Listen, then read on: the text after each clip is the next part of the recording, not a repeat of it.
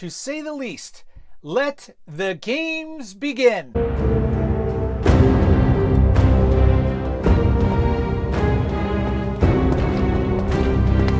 Let the games begin.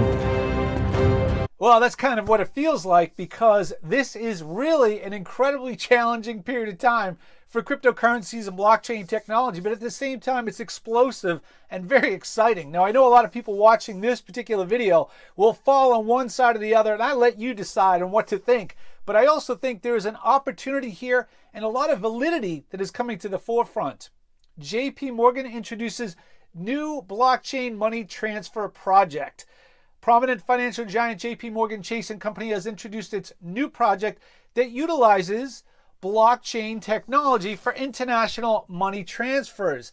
Blockchain is not a fraud. JP Morgan has been featured in several articles in the last few weeks, as its CEO, Jamie Dimon, has clearly come out and said that it is completely a fraud and trivial and Tulip Mania 2.0. Dimon's comments have caused a lot of controversy in the Bitcoin community, although many of us would like to thank Jamie Dimon for bringing unbelievable publicity and attraction to Bitcoin and other cryptocurrencies. It is clearly showing up on many of the different financial institution websites, and a lot of comments are being used over and over in articles and interviews in a lot of different places that have piggybacked off of Jamie Dimon's comments. Dimon's comments have caused a lot of controversy. In a recent article, he even predicted that governments will crash Bitcoin because they're not able to properly control it. Despite his criticism of the digital currency, however, Dimon has stated several times that he is a strong supporter of the blockchain technology, which is a very safe thing to say. In addition, not really separating the differences between public and private blockchain, which could not be more important. According to the new report by Wall Street Journal, JP Morgan has unveiled a new money transfer system that is powered by blockchain technology.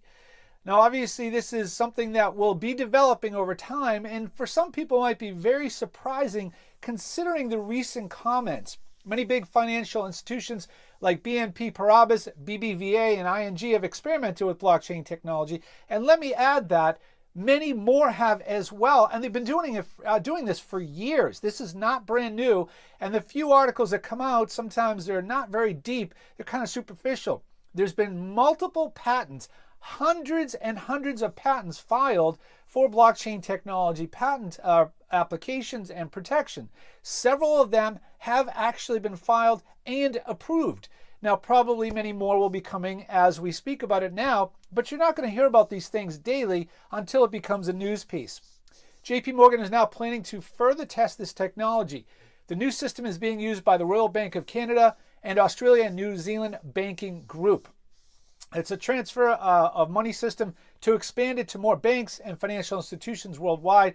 It's worth noting that this isn't the first time the financial services giant has used this technology in its systems. The head of channels, analytics, and innovation for Treasury Services at JP Morgan, Umar Farouk, noted in the report that the company has previously used blockchain technology for securities, derivatives, custody services, and transaction banking. This is something that is being done with the group and internationally, obviously, to expand it. The most widely used system for payment processing worldwide is SWIFT. Many of you have heard of SWIFT. They're not the only one working with SWIFT, but many experts and analysts are predicting that blockchain technology and distributed ledgers may actually replace it.